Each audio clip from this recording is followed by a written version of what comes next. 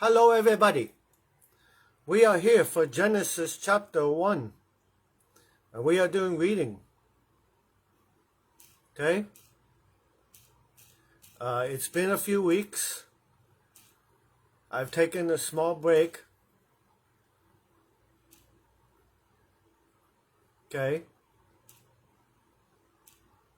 I've taken a small break. And we are going to start our daily chapter readings. Okay? So here we go. This is the first book of Moses called Genesis. Okay? And it is basically history is what it is. Okay? That's the first thing to understand. It's history. You're learning history. Okay? The second thing that you need to know is the first 5 books of the Old Testament is known as the Torah. Okay, Torah. Okay. So let's begin, shall we? In the beginning, God, that's the Trinity, created the heavens and the earth. Here we have the verse, John 1, 1 through 3. Now, I know John 1, 1. The rest of it, not so much sure. But John 1, 1 says, in the beginning was the Word was with God, and the Word was God. That's referring to Jesus Christ because of John 1:14, which describes who the Word is. Okay? And that's why that's connected here. Okay? The earth was without form. So, first thing to establish, the earth existed, but it was without form. Okay? It wasn't complete. It wasn't completed, right? It was without form and it was void. So think of like the earth being kind of like a dead planet, if you will. Okay? If you've ever seen pictures or space stuff of dead planets, Mars, for example, dead. Okay? You know, lots of these other planets that we have on the surface, they're dead. Okay? So, without form and void. Okay? Void. And darkness was on the face of the deep. Okay? So, darkness was all over. It was dark. Now, the word darkness here, I would venture to guess, has more depth to it than just it was dark. Because if you know anything about space, you know that all planets get sunshine to some degree. Okay? And the word darkness can also refer to mankind's inner darkness. So it might be referencing, for example, that evil was on the face of the deep, darkness. Okay? All we know is whatever this darkness is, it was filling the entire earth. Okay? And the Spirit of God, okay, Spirit of God. Remember, God is Spirit. Okay? Now, a lot of people go, okay, God is Spirit, that means he can't be man. No. There's nothing that says a spirit can't inhabit a human body. Hello? We're spirit. We inhabit a human body. Hello? Okay? Now, the Spirit of God was hovering over the face of the waters. Okay? And basically, the Spirit of God references, again, the Trinity. But the Spirit of God would more lean towards the Holy Spirit and God the Father. Okay?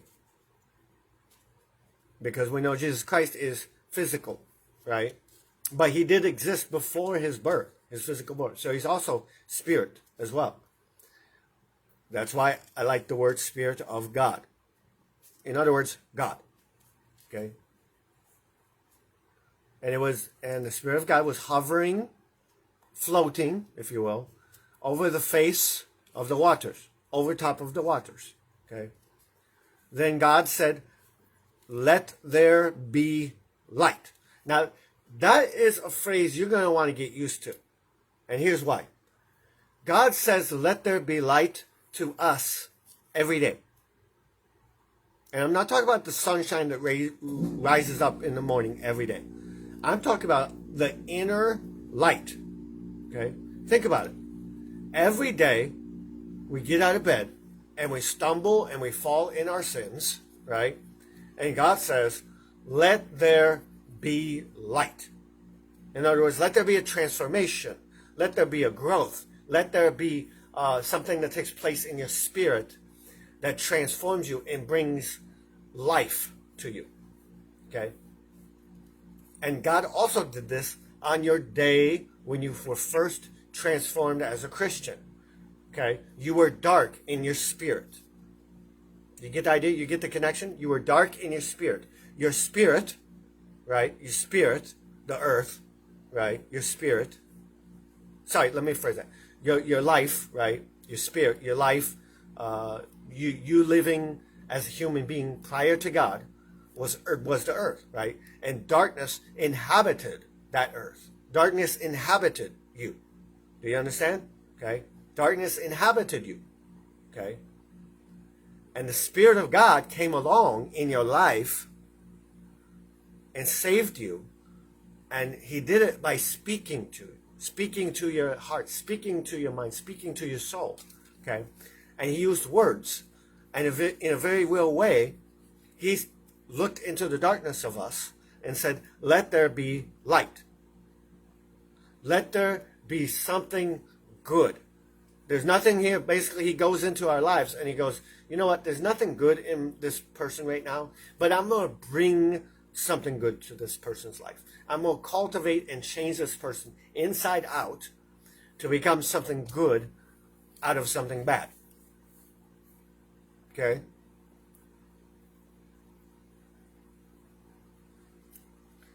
And He said, let there be light. And guess what happened? There was light. In other words, life obeys God. Okay?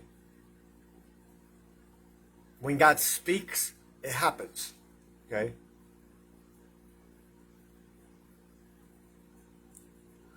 And God saw the light. Okay, God saw the light. So this light, right, wasn't God that He created. This light that He created wasn't God. God saw that this light, okay, that it was good. He saw that it was a good thing that He created. God doesn't create mistakes. God doesn't create, for lack of a better word, junk. Okay? God doesn't create, bad things, anything like that. Now, yes, true. God created everything, including the devil. Well, more specifically, he created the angel that became the devil. Okay? God created the free choice to commit sins or to obey Him. He gave us the free choice for that. Okay? He created light. He saw that light was good. He saw that there is such thing as goodness. Now, God already knew that there was goodness. That's not what this is saying. It's not saying God came to some realization that things were good. Okay? That's not what it means. It means he saw, he viewed. It's like painting a picture, right? Or creating a recipe, and you do something to a recipe, like you're adding ingredients, right? Or you're starting to paint, and you're looking at it and you go, I'm liking how this is turning out. This is something good, right? You can see kind of as a painter or as an artist or even as a cook, you can see what you're doing becoming transformed, and you're noticing that it's good. God's doing the same thing. He's noticing that what He's creating is something good. And in a lack of better terms, He's basically taking delight in what He's created. Okay? And God divided the light from the darkness. Now, there's a secret message, I believe, in that. Okay? There's a secret message, I believe, in that. And we're in verse 4 right now, okay? We already had the John 1:1 through 1:3 listed. But I want you to pay special notice to the words, and God divided the light from the darkness. Now, there's a secret message telling you that even in the very beginning, God already had established what was going to take place in the judgment day. How do I know this? Look at the similarities, okay? God divides the light from the darkness. At judgment day, God divides the good people from the bad people, the lost from the saved, right? The wheat from the chaff. He divides it. Go read the New Testament and tell me if tell me if I'm wrong. I know I'm not wrong, but I'm challenging you. Go ahead, go read it, okay? When you have time, right? You'll see that the New Testament in many different areas tells you that at Judgment Day there will be a dividing. There will be some on the left, some on the right, okay? And he's going to say to one side, come into my kingdom. Well done, good and faithful servant. Okay, come enjoy your master's happiness. You know, come enjoy heaven, basically. To the other side, he's basically going to say, be gone from me, I never knew you. In other words, dividing light from darkness. Okay? And he does that in the world. It doesn't just take place at judgment. It happens in the world, right? Think about it. The darkness of the world doesn't like Christians. They don't like the light.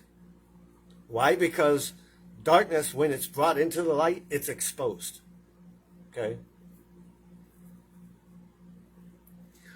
Well, the verse says John 1:1 through 3. So she put 1:1 through 2, but it's 1:1 through 3. Just so she knows. Okay? It's the first 3 verses of John, chapter 1. Okay? Just so she knows. Getting back to our reading, okay? He divides the light from the darkness, but he does it in the world, like I said. The darkness hates the light. Why? Because they go into the light, their sins are exposed. They don't want to see their sins. They know their sins are there, but they don't want to see their sins. You know what I mean? My best buddy says it to me this way. You can't clean house if it's always dark. If it's always dark in your house, you can't see the dirt. Right? You get the point. Okay? The light shines and exposes the dirt. Okay? The light does that. Okay?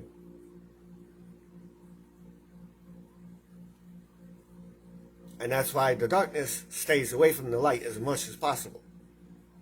And the light, because the light knows that bad company corrupts good character, the light stays away from darkness, or is at least supposed to. Okay? Sometimes they struggle in doing that, but they're supposed to. Now, the light, which is Christians, are supposed to love the dark. I mean, not love the darkness, but love the unbelievers, if you will. But we're supposed to not really associate with us, because bad company corrupts good character. The way I would put it is like this. If you're dealing with an unbeliever, you want to limit your exposure to them, your time to them. Otherwise, they're going to drag you down, and next thing you know, you're going to be in some position in your life, and you're like, how did I let, the things of God slip away from me? I personally dealt with this situation happening in my own life recently, like very recently, where a situation came along and bad company came across my path, and that bad company ended up distracting me from doing the things of the Lord. Okay? So God called the light day. Now, this is very real. This is very literal. Okay? He's talking about separating daytime from nighttime. Okay? That's what that's referring to in basic terms. But there's also hidden messages if you bother paying attention. God called the light, Christians, day. In other words, there's a specific name for the light. Think about it. Is there a specific name for the children of God? Yes. Believers, Christians, right? And the darkness he called night. So God also has a name and a name and a identifying marker, if you will, a way to identify the night, the darkness, right? God has both given a name to believers and unbelievers, okay?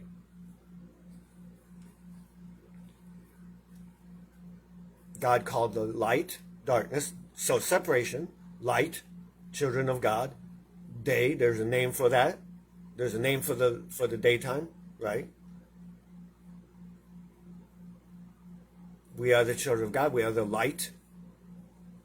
And we have a name, a title given to us by God.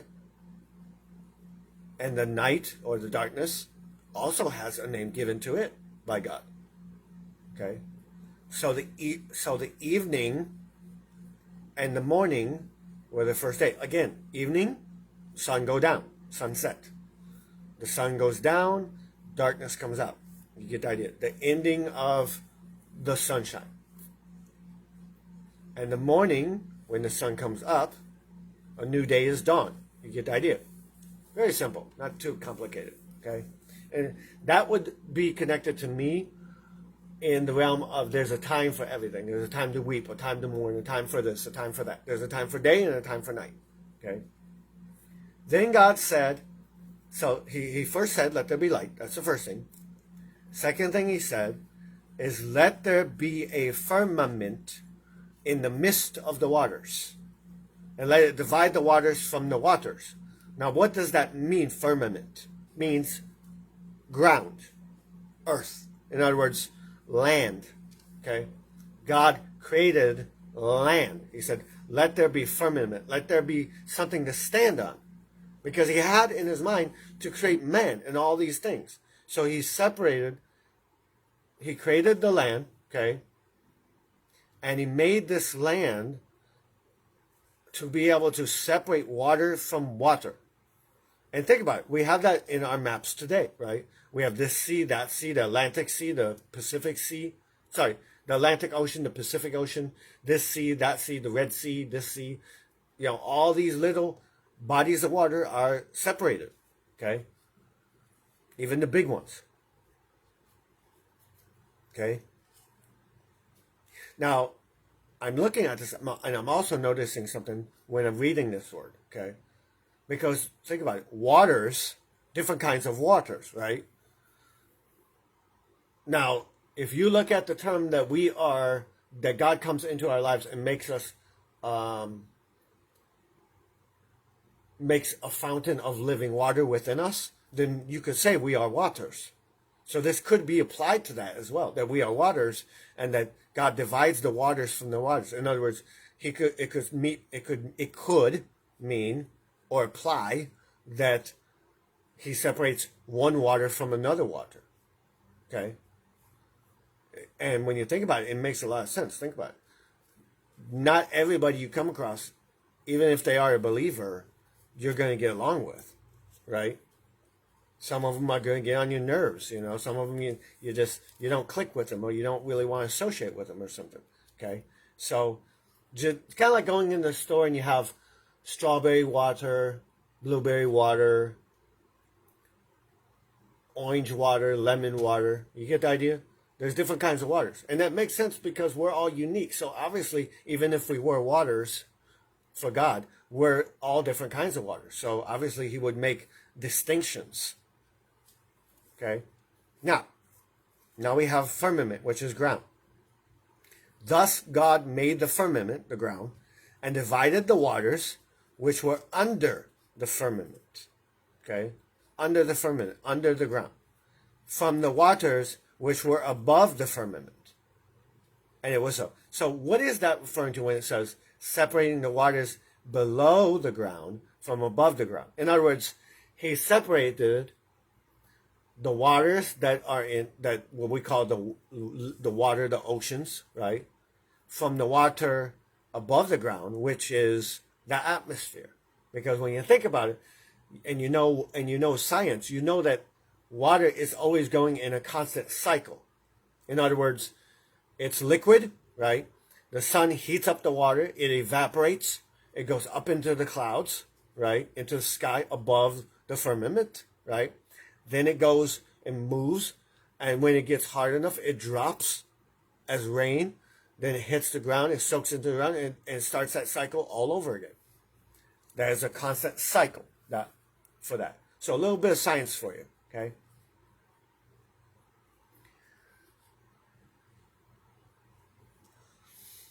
And God called the firmament heaven. Okay? The firmament heaven. So you could call it, so now we have another aspect here, okay? Because in the above verses, firmament sounds more like ground to me, okay? But I can't deny what this verse is directly saying. God called the firmament heaven, okay? So the evening and morning were the second day. So that's the second day. He created the firmament, okay? First day created light, separating light from darkness. Second day, creating the firmament, heaven, okay? Now, whether or not this refers to the firmament actually being heaven, or that he's calling the firmament something completely awesome, all we know is he called the firmament heaven. Okay? Maybe another version might say he called the firmament paradise. Maybe, for lack of better words. I would have to dive a lot deeper into this to know specifically. Anyway, we do know that God called the firmament heaven. That's what we know for sure. Okay? Then God said, let the waters under the heavens be gathered together in one place, and let dry land appear. Okay, so now again, a new aspect. So I have to humbly admit that I was wrong. Okay? Up there where it says God created the firmament, right? I had thought that meant earth. But if you look down in verse 9, he says, let the waters under the heavens be gathered together, and let dry land appear. And it was so. So land was created there, okay? Not above. So the firmament was heaven, as the verse says. So when you take time to admit that you make mistakes, to grow in your mistakes, and to be humble enough to admit that you don't have all the answers, you learn. And that's what we're doing. That's what this whole point of Anchor and Storm is. We're learning and growing in the knowledge of the Bible in order to give us an ability to be strengthened for the coming days when Bibles are banned, like it is becoming in America, or the days when all Bibles are burned. You know what I mean? Or something. You get the idea, okay? God wants to imprint this in your mind. He wants to burn these verses in your mind, the ones that are really going to help you live life. Okay? Even if you don't get every single word memorized, if you understand the stories, it's going to make sense to you. Okay? And you're going to remember it. So God said, let the waters collect, in other words. So let the waters be collected to certain spaces. Okay? Certain areas, and let dry land appear. And it was so. Okay? And God created the dry land. God called the dry land earth. Not the planet earth, but earth, like ground, earth. Okay? And the gathered together of the waters he called seas. Okay, now I want you to look at this. Okay? God called the dry land land. He called it earth. But pay attention to this. Land. What is land? Land is firm, hard, tough, strong, right? It can build things. It can also destroy things, right? So, characteristically, we can look at a Christian being the same way as a land. We have the ability to be strong and be firm in the word of the Lord and be grounded and be something that can either destroy or build. You know what I mean? And he gathered together the waters he called seas. Again, let's look at the characteristics of water. Liquid, soft, right? Soft. It's liquid, it's movable, it doesn't have any kind of form to it, right? But it does have power because water can actually carve shapes out of the earth. Now, if you think about this, check this out. I'm going to open your mind, okay? And God saw that it was good, meaning the earth and the seas. But listen to this. Earth, what did mankind's body be made out of? Earth, right? Dirt, okay? And what is waters? What is one of the water types of connection? Spiritual, spirit, right? Spirit can carve a new creation out of the earth, out of your body. It can change your body to become something different, right? Blowing your mind yet? Do you get it? The earth, the body. The water, the spirit. The earth, hard, firm, strong. The body, hard, firm, strong. Physical, right? Water, liquid, soft, movable, and pliable, and good for life, right? Your spirit's good for life, but at the same time has tremendous power and force in it. See guys? You got to see the connections, okay? Then God said, let the earth, the ground in other words, bring forth grass, okay?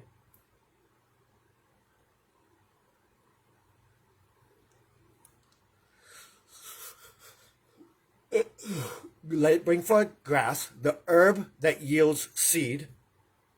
Seed, keyword seed, okay?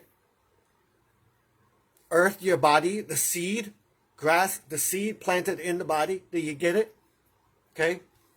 And the fruit, tree, right? That yields fruit, tree, spiritual fruit. Do you see the different connections going on here? This is what I'm trying to open your mind to, okay? Fruit, tree. Check this out. Earth, the body, right? Grass, seed, what God plants in you, right? Fruit, tree, that which is grown from the seed. And it yields fruit, actions, choices, obedience. Blowing your mind yet, I hope. I hope it's blowing your mind reading this. Because I'm betting you never really looked at these verses in that kind of aspect. Okay? According to its kind. Seeds according to its kind. God gives a specific seed to each human. The seed that he gives to you is not the seed that he gives to me. Because you are not me. I'm not you. So of course he has to give a different kind of seed to each of us. Right? Whose seed is in itself on the earth. And it was so. Okay?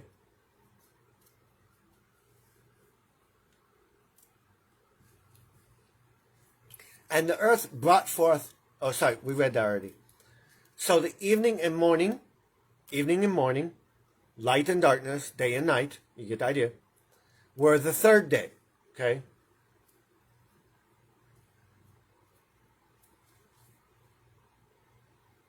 You know, and here's the thing. It's interesting that on the third day, he does seed, right, which grows fruit, right?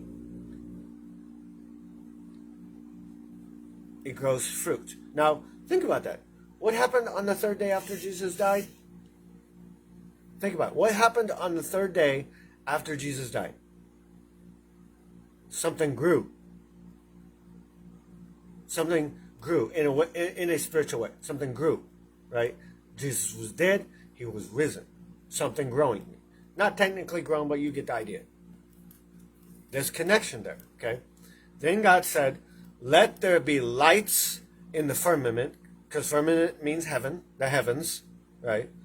As we read before. Let there be lights, in other words, stars, right, in the firmament of the heavens to divide the day and night. Now, this particular lights is not referring to stars, though. Okay, how do we know that? By what comes next as I'm reading. So let's continue. Let there be lights in the firmament of the heavens to divide the day from the night. Okay, and let them be for signs and seasons and for days and years. Okay, so this would be all sorts of, this would actually be stars in a way. And here's how we know this, okay? Let there be lights in the firmament of the heavens to divide the days and nights. Now that would be the sun and the moon, okay? And let them be for signs and seasons and for days and night and years. We use the stars, and by the way, the sun is actually just another star. Stars that you see, those are other suns, okay? You get the idea, okay? Those are other solar systems with other suns, okay?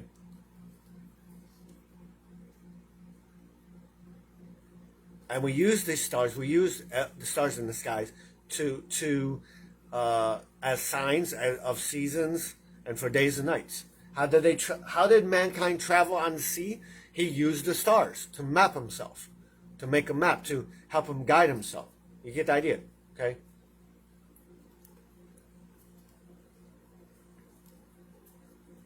And let them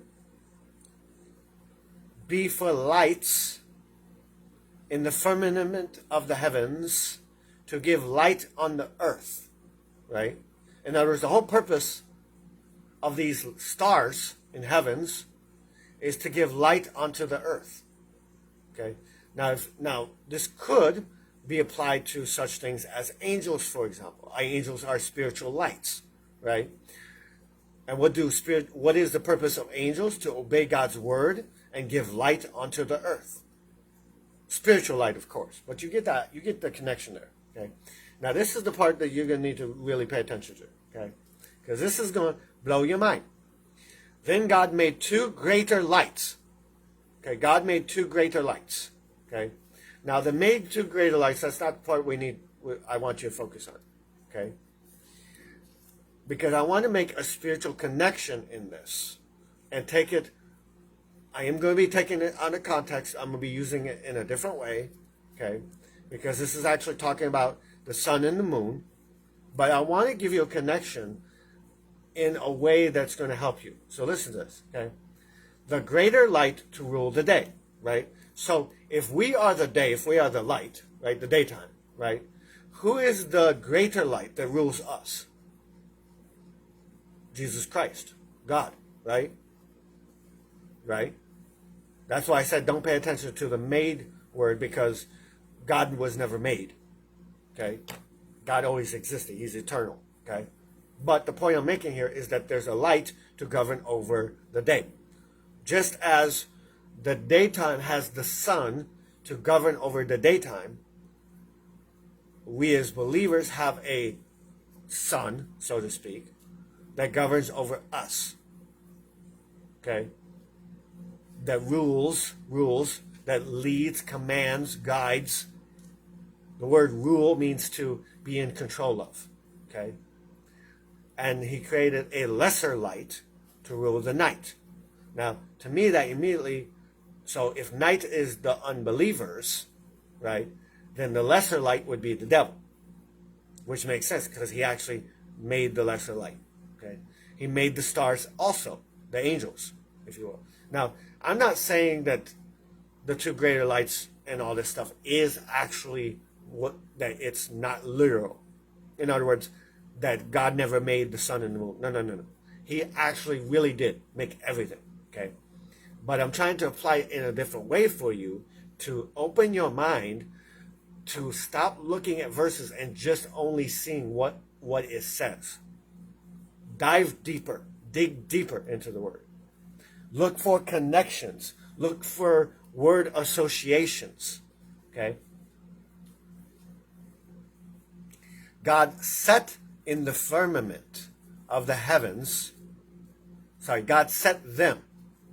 God set them, the two lights, in the firmament of the heavens to give light on the earth. So the purpose, and that, even that makes sense. If you go with the spiritual sense, right, that the greater light to rule the day is Christ, and the lesser light to rule the night is the devil, right? The greater light to give light on the earth, that would apply for sure. But Satan does give a light, because this does apply to Satan as well. Okay? Christ gives light on the earth. He shines his light boldly to the entire earth. Right? He does that. His light, himself, in other words. Okay? He shines his light, his truth, into the entire planet, into the entire earth, all peoples, everywhere, okay, in some way, okay. And the lesser light, Satan gives a light too, but Satan's light is a light of deceivement, right?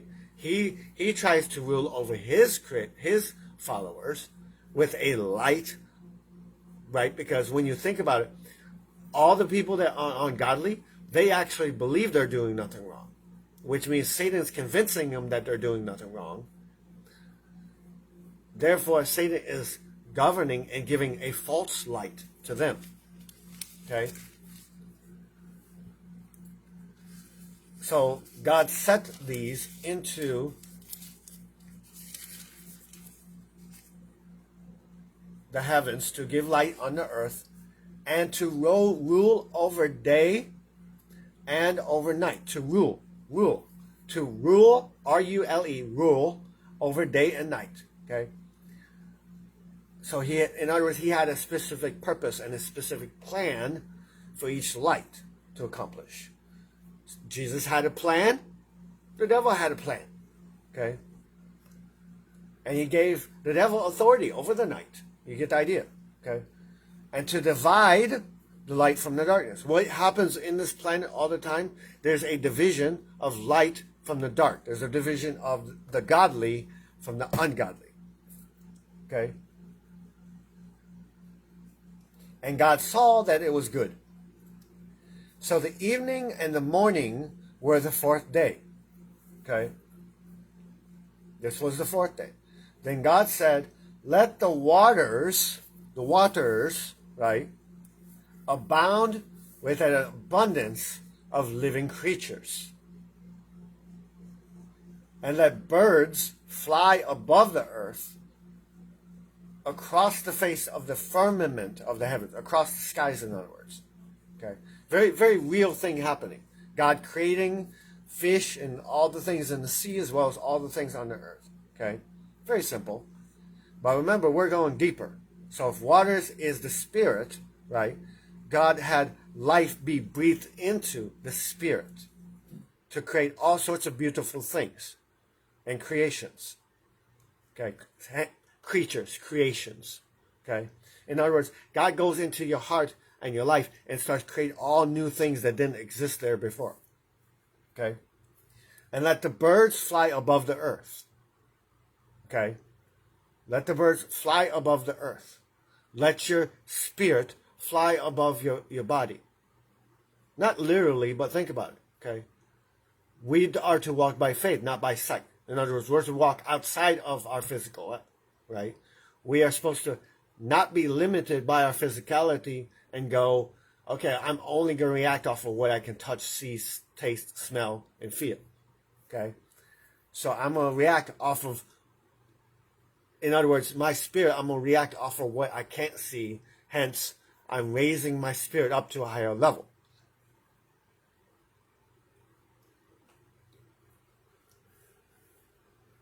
Okay?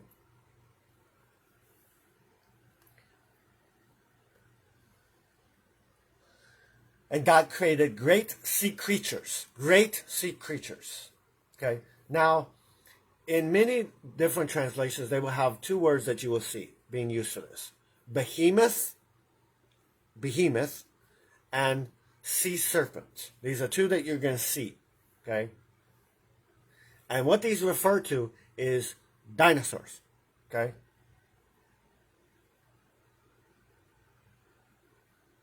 Now listen to this word again. Great, meaning huge, large. Sea, water-based creatures. And every living thing that moves, everything that moves, with which the waters abounded. The waters, the Spirit, gives life to everything. You get the idea? Okay. How was everything created? Through the Spirit. Through the water. The Holy Spirit. You get the idea? Okay.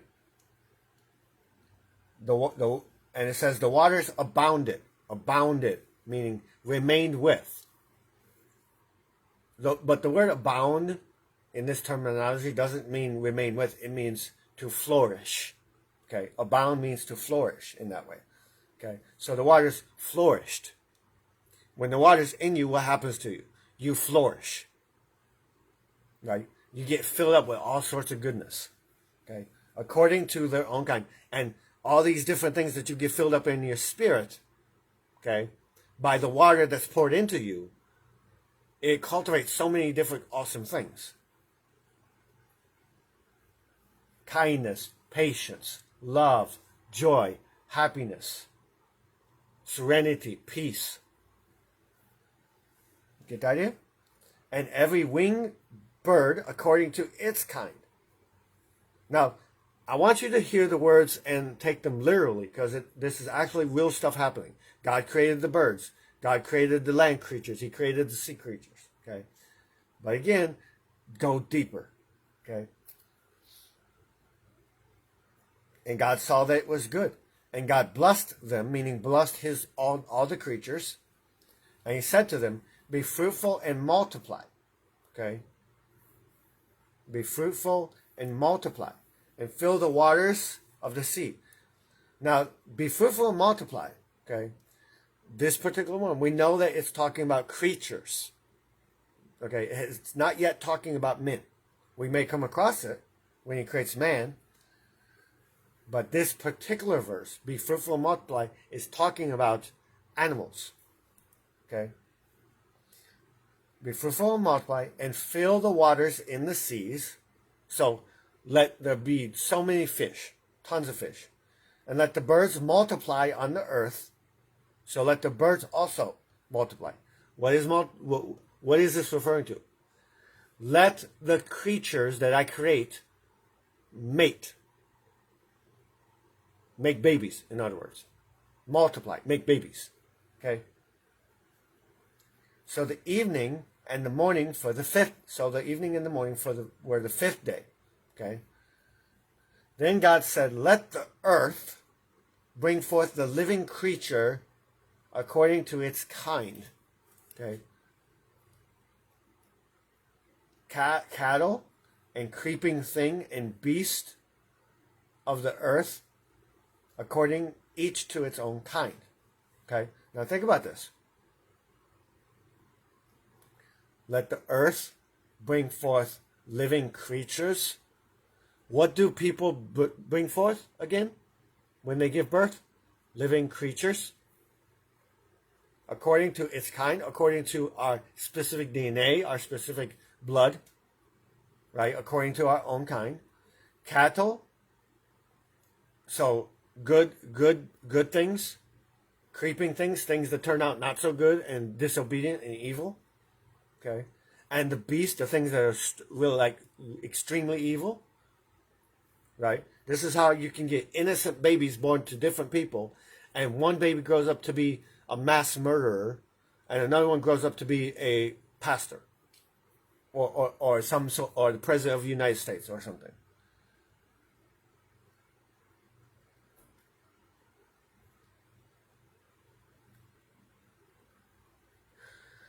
Cattle. What does cattle eat again? Remind me? Grass. Grass. Green. Life. What do beasts eat? Meat. Think about it. Cows eat cattle, any kind of cattle eats things, plants, right? They eat things, but they don't kill to eat it, okay? You get the idea? Believers don't kill in the spirit to survive, to continue. Okay? But who does kill in the spirit? Who kills regularly throughout their life? The beasts, the creeping things, the ungodly. Okay? God, and all this happened according to its kind, and it was so. And God made the beast of the earth according to its kind. Okay? Beasts, so different kinds of evil. Beasts. Okay? Evil, murdering, like wolves, for example, lions, bears, things that eat meat eaters, right? And when you take it into the spiritual context, it makes sense. You got you got a bear over here that you deal with at work. You got a lion over here that you deal with at home with a different attitude. Okay. You got a snake over here when you go to a shopping store that you deal with. You get the idea. Okay. All of them eat things. All of them consume others. It's not just bad enough that they live, but they want to consume others. Okay? That's what evil does. They consume other things. Okay?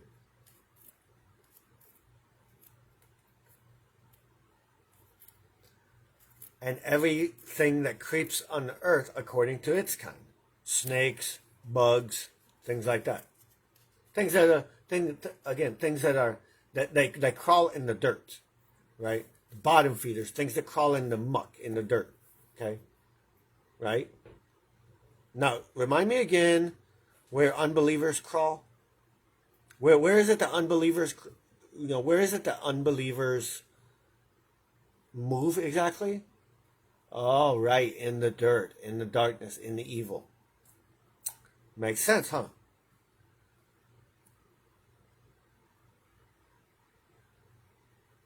And God saw that it was good, him making these things. Then God said, verse 26, okay? Then God said, let us. Now, that's a key word. Not let me, as in there's only one God, and which there is, but there's no Trinity. No. He says, let us. The word us means more than one. Because if I'm saying let us, I'm not just talking about myself. I'm talking about someone with me. Okay? Let us make mankind in our image. There's another word for multiple. Our image. Okay? According to our likeness. In other words, let man be a physical being, Jesus, with a spirit, right, in it, the Holy Spirit, and a governor or a Lord or a God to look over mankind. God, the Father. Okay? You get the idea. In our image. In other words, and this makes sense. Think about this. God is Trinity. Guess what? Man also is Trinity. Don't believe me? Check this out. God, Father, Son, Holy Spirit, right? Mankind. Body, soul, spirit. 3 in 1. We were literally made in God's image. Not just physically. Okay? Let them have dominion over the fish of the sea. So there's the dominion means be the boss of, have control over. But the key word for dominion might be more related to stewardship. Okay, let them have dominion over, let them have stewardship over the fish of the sea, over the birds of the air, and over the cattle, over all the earth itself, and over every creeping thing that creeps on the earth. Okay? Now here we see the next verse. Ephesians 4:24. Okay? Ephesians 4:24. And she gave another verse which I think I missed listing, which is Hebrews 6:7. And I'm trying to figure out which one, where exactly that was at. Oh yeah, that was back when God created the grass and the herbs. So I do apologize. But so I did apologize. Thank you for reminding me of that. Glad she was on the ball for that. Because I wasn't paying attention apparently. Next, this one here is Ephesians 4:24. That's another New Testament verse. Ephesians 4:24. Okay? So God created man in his own image. In the image of God, he created him. Male and female, he created them. And then here we have Matthew 19:4. Matthew 19:4 for this one. Matthew 19:4. So notice here, he created man and female. You notice what it doesn't say that God created. He didn't create transsexuals. He didn't create lesbians and gays. He created man and female. In other words, he created man to be one type. He created female to be another type. What is a man and a female? A male is a man with genitals, with male body parts, facial hair, hair all over his body, deep voice, an Adam's apple. Okay? All these testosterone, all these things that make a man man. Okay? Reproductive organs, that sperm, reproductive organs. Okay? What is a female? Just for those LGBT weirdos who don't even understand what a female is. A female has the ability to give birth using eggs that were created and planted in a female. Okay?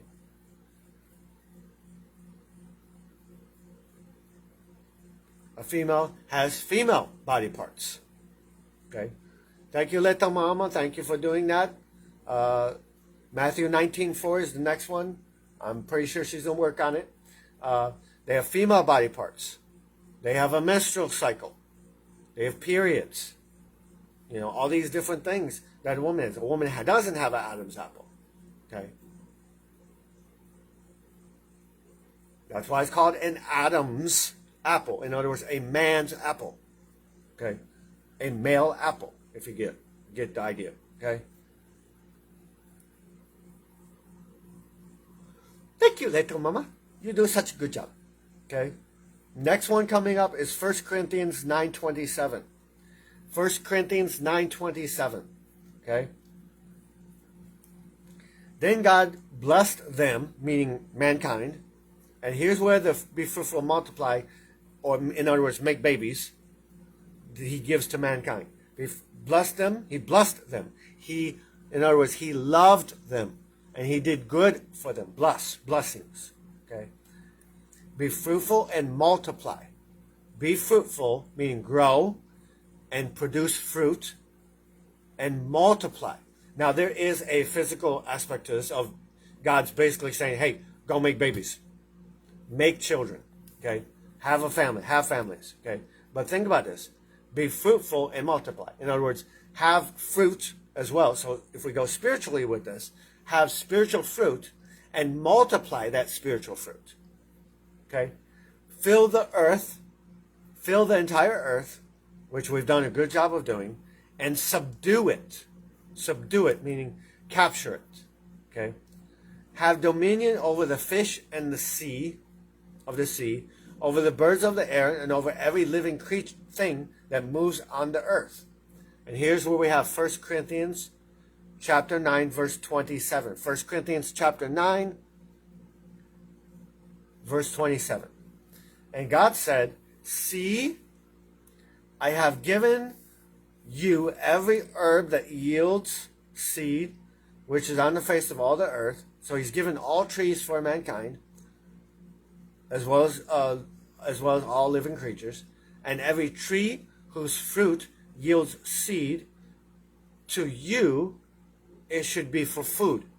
Okay, so he created these things that produce seeds so that we can have food. Okay. Also, to every beast of the earth, to every bird of the air, and to everything that creeps on the earth, in which there is life, What is in all these creatures? Life, blood, living, whatever makes these creatures live, right? Air, blood. You get this, okay? I have given every green herb for food, and it was so. Okay, so he gave green herbs for food. Okay, and we're almost done. So there's no more verses. Okay. Then God saw everything that he had made, and indeed it was very good. It was lovely creation. It was beautiful. It was lovely. Okay. It was awe-inspiring. In other words, we get that today. Go outside at nighttime and look at the stars in the sky, and tell me you don't look and go, "Wow." Okay. So the evening and the morning were the sixth day, and that is the end of chapter 1. Okay. I will see you guys again tomorrow for chapter 2 of Genesis. Thank you for your time. Be blessed, guys. Thank you, little mama, for assisting on the verses. Take care.